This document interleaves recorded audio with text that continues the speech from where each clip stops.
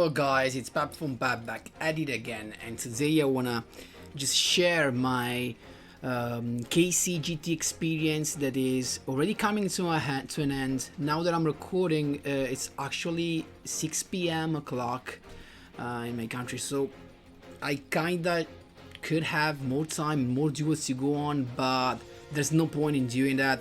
I mean, I've already dedicated too much time, in my opinion, to this event, and as long as it will keep on going like this and with no change in organization, something like that, I'm not gonna fall for it. In the past, I've had even 300 duels in this event, but they were simply not enough.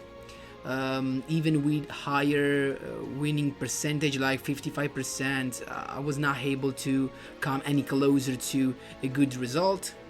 So now, as you will see, right, as you can see right here, I've got, this is the result after 100 duels. I'm not dueling anymore in the KCGT, so 100 duels, 61% winning percentage. That's not that much, but it's not even that bad actually.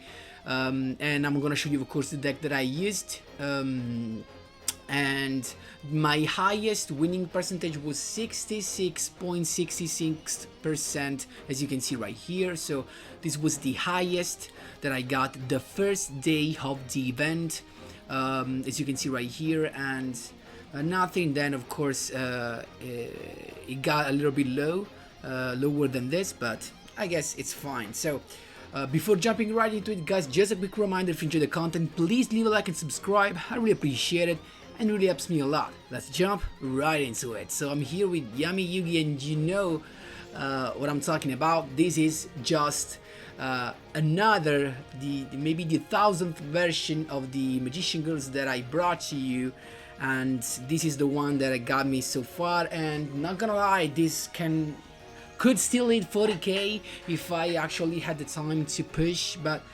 what's the point of pushing through 40k if there's not even a reward or something like that?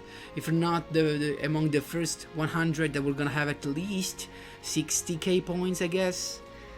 There's no point. I do not have all the time to do all those duels. So simply standard, of course, build, triple Merry Magician Girl, the core of the deck, triple Apple because we want to get that Invoked Purgatorio out as soon as possible, just one Chocolate Magician Girl for the full combo of the little girls, but unfortunately we do not need any else of a Magician Girl copy, Chocolate Magician Girl copy, because we do not have access to Cocytus, so this cannot be used as fusion material. Then the double Alistair, of course, with the one invocation, it's more than enough. And you know, guys, I actually never had problems with Cosmic Cyclone or something like that. I never saw any duel displaying Cosmic Cyclone, so was never a deal to lose my invocation. And then we've got triple Kuribo, Sphere Kuribo, and one normal Kuribo. Of course, if you do not have triple Sphere Kuribo, you can just use more Kuribos. Trap hands were just what makes this deck so good, because of course you can control your life points and trigger the Destiny Draw whenever you need it. And of course, guys, these decks performed really well because there were a lot of OTK decks that you could stop only, and I said only, with hand trap. And once that you got your hand trap, your opponent's gonna waste all his resources, end up not with lethal, of course. You're gonna have your Destiny Draw, you draw your Hollister, and then you clear their whole field with your Purgatorio. That's just so easy. And so the set of traps, I actually change it sometimes during the KCGT, during my 1000 duel. Sorry, my 100 duel. It's not 1000, it's 100 duels, and I changed it a little bit, and this was the last one that I was using. Pretty cool, cause your opponent will focus on his resources. I mean, something like popping cards, banishing cards, all or on other Magician Girls, of course, because he cannot attack them. if he attacks them, he's gonna lose because they're gonna do all their stuff, recycling themselves and halving the attack without targeting. That's insanely powerful, this thing. And because of your opponent focusing on the monsters, actually playing a double drowning won me more than a couple duels, because they just, you know, focus on the monsters and they clear the field because they do not want to see, of course, the magician girls, and then they swing in and boom, drowning mirror force, winning me duels. Then just a couple of Canadian, because a lot of deck focusing on synchro summoning and XC summoning, so Canadian was just doing the job instead of the Fiendish Chain that could stop something like Legionnaire, but the problem was that it would have anyway recycled the monster, you know, by XC summoning or what else. So with Fiendish Chain, you just, you know, it seems like it was not enough. So Canada just did the job better. And then last but not least, Regeki Break. Just generic, you know, I love this card just to get rid of those annoying back roads or something like Necro Valley or something like Dark Shadow Imprisoning Mirror, something like that, you know, to stop those tech cards that if your opponent draws them, you're scooped and you need something genetic to remove them, and Regeki Break was the answer. So guys, this was all, as you can see, classic standard deck. Last thing to mention was Caliga. Caliga just won me duels. You will see in these days, I will dedicate a whole video to that duel, because it was just so intense and so, you know, thought that you will see how Caliga could win a duel alone. So just so good. It was a perfect start. If you do not have your perfect opening, that is Berry Magician Girl, just a Caliga, and you shut your opponent down completely. So damn good, definitely so damn good, guys. This was all. I hope you're not bored with all my Magician Girls, and don't miss the replays, because of course when we're playing this deck we're talking about top tier replays. Let's go. Here we go, the first duel against my Valentine. Harpies hunting ground. Let's see, of course, we're talking about Harpies. Right, let's see if it's Harpies. So as you can see, guys, nothing else than a Berry Magician Girl. So, and unless my Valentine has, like, I don't know, 4 quick play spell cards, thanks to Harpies Feather Rest, the whole deck cannot go over a single Berry Magician Girl. So this just to explain to you how strong and, you know, hard to deal with is Berry Magician Girl. People still don't get it. So there you go. Swallow Nest to go into Harpy Perfumer, that on someone has an elegant, actually an Harpy's Feather Rest. She already has an elegant Egotis, so summoning the Cyber Harpy Lady, Synchro Summon, then elegant Egotist, and so on with all this stuff. Again, Harpy's Feather Rest, it's always the same stuff that you see. Then triple set, and she started swinging. So no problem, of course, bringing out the apple from the deck. Now the only thing I miss right now, there you go, was an hand trap, just to feel, you know, safe if something happens among all those back rows. And now that we got this pure Kuribo, we're chilling, we do not need anything else. So the chocolate to draw, discarding the Halister, because we already have invocation in hand, otherwise we will have summoned the Halister, of course. And then boom, the first one, Purgatorio is here. Why? This could be a mistake. I mean, clogging the field while you have the Magician Girls that just relies on summoning each other on the field could be thought as a mistake, but it's not, because of course it's gonna jumping out one of these monsters with one of the back row. Keep in mind that. So, and now keep an eye on it, because this could be could be thought like a mistake, a misplay, but it was not. So now keep in mind, when he activates Shadow and Imprisoning Mirror, what happens is that you've got the chance to respond first before he activates Cyber/Harpy Lady. So this means that if I chain my Halister's effect from the hand to boost up my Purgatorio, Cyber/Harpy Lady misses the timing to to bump my monster back to the extra deck.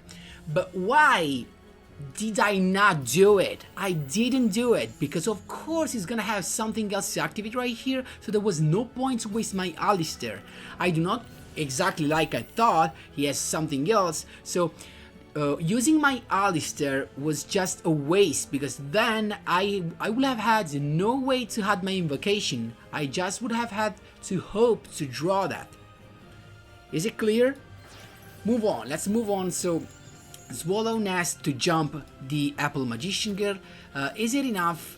I don't think so actually. It goes into Patriarchy and it's not that good. I mean, Malevolent Sin will have done the job from his perspective, of course, because I know I have a couple of Kuriboh, so anything she would have summoned would have been enough, of course. So she just decided not to swing in, and I'm more than chilling right here. So I just summoned an Apple Magician Girl, and you know why? Cause I knew she could activate the spell cards and bump out one of my monsters. So I summoned another one to make sure I have a monster on the field, but it turned out she has a Lightning Vortex, discarding another one. So Apple Magician Girl actually let me recover some cards right here. So of course, good Rusangi's effect. Then Elegant because she wanted to swing in, but I have triple Kuriboh. So but it was, of course, he played it well, at least now, because he attacks first with the Cyber Harpy Lady. I use this Fear Kuriboh because I don't want to take that damage. I wanted him to trigger my Destiny Draw, but he knew it and it just stops. But the problem is only one, that I already have Alistair. I couldn't go into it because of this actually. So these are one of those cards where I'd say that having a Regeki break is mandatory. So you have nothing otherwise to deal with that. So you need Regeki break in order to be able to use the effect of Alistair right here. So right here I'm waiting either for the Regeki break or for the invocation, because if I draw the invocation I can simply discard my Alistair with the Chocolate Magician Girl, and then I am able to go into a Fusion Summon. That's just that easy. So I just went for my Berry Magician Girl, but it was even not needed because I had my Drowning Mirror Force. So there you go. I began all the stuff again and again. He had just to stop, and then there you go. Without even using my Drowning Mirror Force, I drew into my invocation. So Chocolate to discard to the grave. Then he bounces out to one of his monsters because she knew that Purgatorio was coming, but this won't be enough because I have 3 monsters on the field, a couple of Kuriboh in my hand, and she doesn't even know it. And go, boom, Purgatorio can just make the thing work. There you go.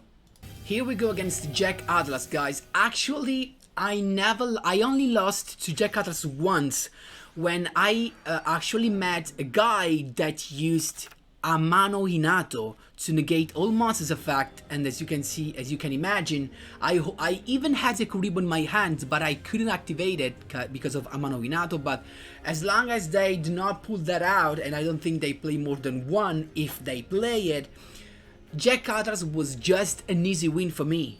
I don't know, so it really was an easy life for me with this deck. So there you go, it was me to begin. So I had to go first, and Kaliga was the best pick I could have had, because now he can only activate one effect and it's done. So as long as he do not have, I don't know, does he play what, Fissure for Lightning Vortex? What can he play? I don't think he plays this stuff. So we're chilling, we're just waiting. So he uses the Demon's Resonance skill to add Doom Caliber Knight, the best option he could have had. So he swings in, I let him do it because I could have stopped it. Keep in mind that by using Alistair, I would have just stopped it, but this thing would not have activated. You know why? Because he had it with the skill, so he cannot activate its effect, and it would have been a problem. But look at this, I'm chilling, I got my Sphere Kuriboh right here. I keep the Doom Caliber on the field so that he is stopped with his own monster. How? By flipping this down, the Crimson Resonator. Now he cannot do anything, any effect, so he had to swing in Sphere Kuribo. He's forced to negate, and I'm chilling because now I can flip my Alistair, and boom, now I have two choices: to swing in with Purgatrio or to use another Caliga and shut him down. I decided to go with Purgatrio, and you know why? Because I can actually do both. I do not have performed my normal summon yet, so Alistair, he's here. He can add the invocation back again to my hand. Invocation, banishing. I decided to actually go in, and you know why? For a simple reason. The only thing right here that could have been was a Solemn Scalding, but I didn't feel, you can feel the delay when it's a Solemn Scalding, so I knew it was a Book of Moon. The only thing it could have been was Book of Moon, and having a Caliga was not the best choice, because now if he use Book of Moon, I can attack with the other one, but if this was a Caliga, it could have just Book of Moon my Purgatrio, then I would have not been able to swing over that, and that would have been a problem. So there you go, Book of Moon, as I thought, but I kind of feel safe because no Tronade has, as long as the turn has begun and he still has nothing for the back row, we're chilling, because even if he clears the whole field, I'm gonna win with the Drowning Mirror Force, and he's gonna do all this stuff without knowing he's already lost. So first Dark End Dragon, I'm expecting another one, of course, so there you go, Demon's Resonance to add of course a Wandering King Wildwind. So there you go, another Dark End Dragon is coming to the field. Look at this, it's gonna get rid of my other Purgatrio with the other effect of Dark End Dragon, and it's gonna swing in with the Doomcaliber Knight. And there you go, drowning, summoning the Canadia. Now, more than a bad thing right now. So, and I even have my invocation ready, so there's really nothing you can do. So invocation just right here to add Alistair to add invocation, banishing is Wandering King Wildwood with a Caliga, just to make sure he cannot do anything, because I made my content with Purgatrio. I have no lethal right here, so Wandering King Wildwind, and he's done. He cannot do anything else. So we're chilling. And now, last but not least, just a set monster, but we're done basically. He cannot do anything else right here. So just waiting for the lethal. There you go, invocation to go for the Purgatrio. That goes for lethal. He knew it and he scooped. There you go. So last but not least, I wanted to cover all the meta decks. So this is Duel with Thunder Dragons. I actually faced them a lot in the first day, maybe the first, I don't know if the first half of the second day was even a problem, but the first day I remember facing tons of Thunder Dragons, but then it was just Jack Atlas and my Valentine with Harpies. So but this was, as you can see, this is not the final version of the deck that you can see on the right side right here, but here I was still using Silent Magician as a good, a good anti Book of Moon. So it just worked that well. It was not big of a deal. Then I changed and I actually got rid of the Silent Magician because as you can imagine, I ended up always with the Silent Magician level 8 in my hand, so as a dead card. It was kind of frustrating, so I decided, just to get rid of that. And as you can see, the first turn, the usual turn, but he decided not to see summon. He wanted more monsters to go on, and then he didn't swing in, and I have my Berry Magician girl that, as always, does the job so well. So Alistair, I got the Alistair pretty cool, and then going for that Caliga to just shut down the whole deck. So now he's allowed to activate only one effect per turn, and that's it. He cannot do anything else. So let's see what he's got. The Summon of Raiden, and then he decided not to activate the effect because he knew it, that otherwise he wouldn't have been able to activate anything else for the rest of the turn. And then Malevolent Scene to get rid of the Caliga, but then he had no follow-up, so no moves, and he just hand the turn, so Caliga actually came back, and again we're stuck here. So then same move, he uses the Malevolent Sins effect to get rid of the Caliga, then he attacks into my Barry, but you know guys, Barry is coming out with a Lemon, and now as you can see right here, Lemon can add the Silent Magician. I have tons of cards in my hand, so Silent Magician can get rid of the Malevolent Sin. And we are chilling, so he's still stuck with one effect per turn. Fiend Farewell, and he actually milled that well because he had the Chaos Betrayer, and boom, Chaos Dragon Levianeer. Rekiki Break to get rid of that, and now he pops both of them, but Silent Magician, here comes the Spice, brings out a Silent Magician of Late from the deck.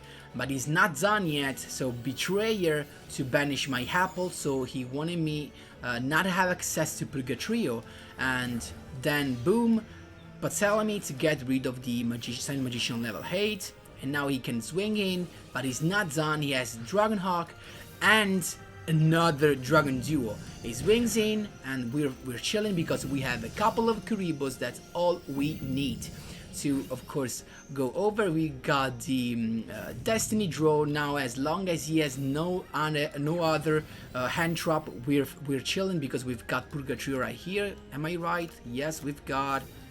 No, actually, no Purgatrio. No, yes, we have Purgatrio thanks to him because he has a Battling Boxer Veil in the graveyard. So Purgatrio is here. We have the Necrofusion as a back row. You know, I think we've got more than 5 monsters, more than 5 spellcaster in the grave, but he has Temperance, so Purgatrio is not able to finish him, and that's the thing. So now Chaos Betrayer again to get rid of my Chocolate, and Dragoro to summon another one, and boom, here comes the Necrofusion. 5 different spellcasters, as you can see from the deck list of my last video. Queen and Magician to clear the whole field, and boom, he has nothing to do.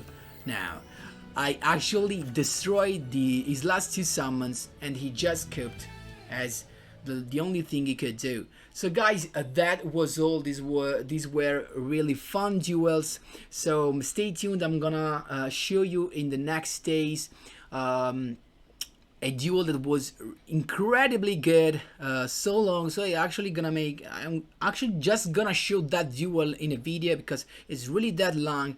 I won because of decking him out, so that was the thing. So guys, I hope you enjoyed the KCGT at least a little more than I did, because I actually did enjoy that at all. So that was all guys, thanks a lot for watching, and as always, see you in the next one.